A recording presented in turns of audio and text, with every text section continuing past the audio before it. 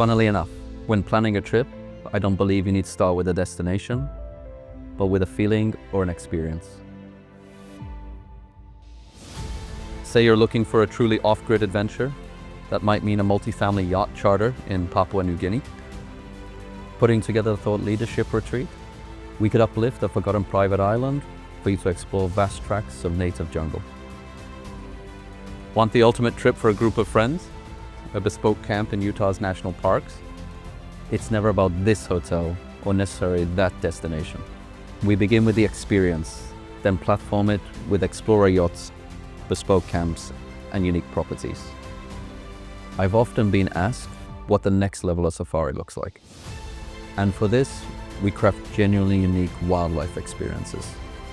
In the Republic of Congo, for instance, we've taken guests with the research team into the Western Escarpment, where no human had set foot for more than 30 years. Here they tracked rarely seen lowland gorillas and crossed knee-deep rivers to set up camera traps to monitor wildlife that had never been before photographed in the region.